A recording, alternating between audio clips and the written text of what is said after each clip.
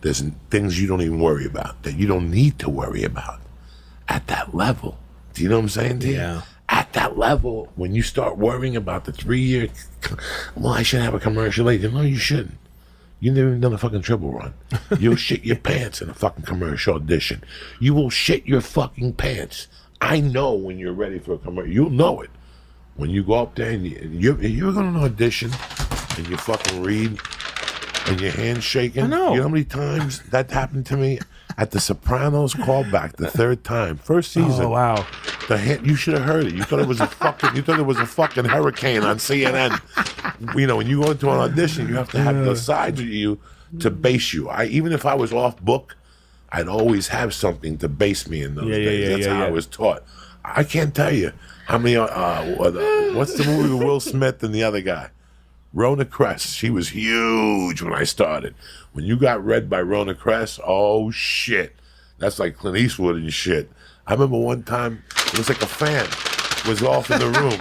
They kept saying, Joey, put the fucking paper down. Put it down. Put it down already and shit. You know how many auditions you have to blow? Before you know. Oh my God. So it all works in unison. Yeah, if you really see it. Before you booked the commercial, you had to go to Butte, bitch.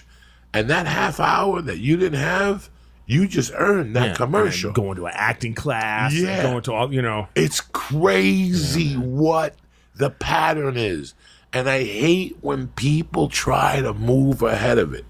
All you could do That's what people want to do. They want to skip steps. They want to skip the line. They want to skip it drives me crazy because you're going to have to go back. I always compare the Pennzoil commercial from the 90s. You can either pay me now or you could pay me later. How many times in Last Comic Standing did somebody win and they were not a headliner? They were put on the road. They did one good stint on the road and then they disappeared because they were not ready to headline. But the agents got greedy with them, still put them up. How many stories have we heard of people going out? I've been to. Have you been to clubs and them talking about how I can't bring that person. You know, they want this, but now it's too. They busted. It's done. So even if that show comes back and those people go on the road, the clubs know now. They're like, well, let's see. Let me see who comes. You know, they really. I see, but I always think they messed up in that particular.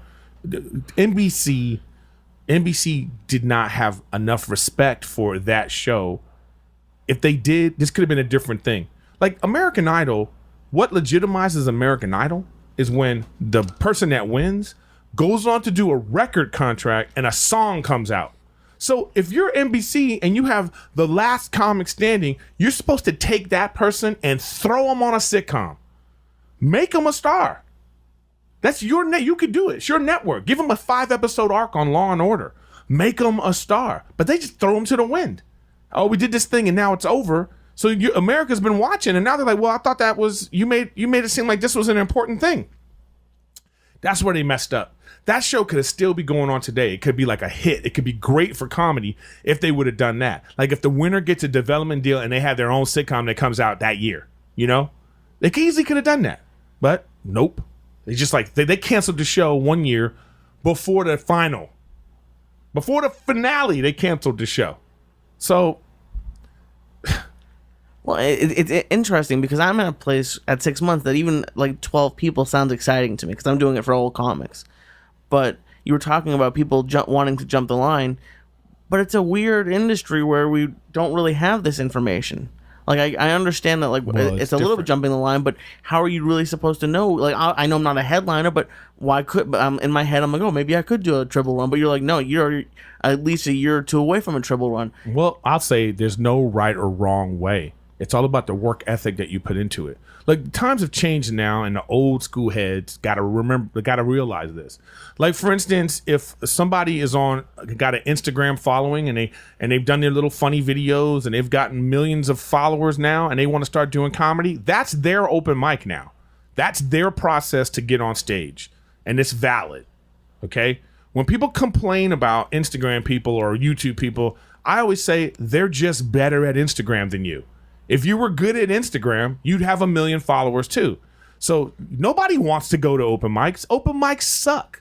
But we had to because it was the only way to get on stage. Now there are numerous ways to get on stage. There are actors like Jeremy Pivens who decided, I want to be a comic now. So because of his fame, he don't have to go through the open mic process. Excuse me. You know? They decided for him.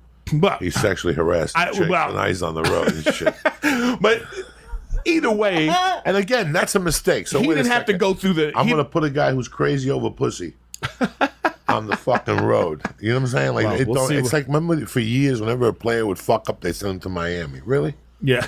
Like the guy's got enough problems living in Denver. He can't stop snorting. Now you're going to send him to the Dolphins. You're a fucking genius. But I'm just saying, there's no right or wrong way to do this thing. Well, that's what I'm telling to you is that it's all about your own work ethic. So, because the problem is this, you might get an opportunity, and you have to be ready. Being ready is putting a lot of time and work in. So when your agent calls and says, "Hey, there's this audition for such and such," when you get there, you're not going to be out of your element. You know, and that's what happened, and that takes all the practice and all the time you put in to hone your craft and know how to deal with situations, performing in front of 5 people and performing in front of 1,000 people. Like all these different things are going to lead you to when you are in front of that casting director, you are ready. That's what happened to me when I got Workaholics. I remember the day I was auditioning, Willie Barcena was there. Johnny Sanchez was there. So I got the first call. The second call, I was looking around the room and I was like, I'm not going to get this. Because it was the dude from George Lopez show, the dude from Boston Legal. It was like all these guys. Jay Phillips was there. He had just done the Will Ferrell movie. And I'm looking around like, I don't have shit. How am I going to beat these people? And I just thought, but I was ready. I prepared for that audition. Man, I busted my ass on that audition. I was working on it with my friends. I was making choices, and I went there, and I was like, "Bow!" They had to give it to me. So after that experience, when I hear people say, "Oh, I don't know if they're looking for me," I go, "Don't think like that." But how do you learn? I learned that. So now anything I go on, I feel like, "Oh, I can book this." I don't care who's in the room. I'm the same. I don't give a fuck who's in the room. Dog, I remember going to auditions and getting in, signing your name, turning around, sitting down, looking at your sheet. You're so insecure. Then you pop your head up. And you just glaze across the room, and you see who's in the room with you. And the more you move your head, the harder your heart beats. Because this guy was. I know, because you're like, oh shit, this guy was a 7. This guy was in Ocean's 11. Yeah. This guy was in Rambo. Oh my God, what's he doing here? Yeah. He was on a sitcom for 8 years. Yeah. And then you get the call back. And now you're in the room with even heavier hitters. We're going in like fucking Marines, you understand me? Welcome to church, motherfucker.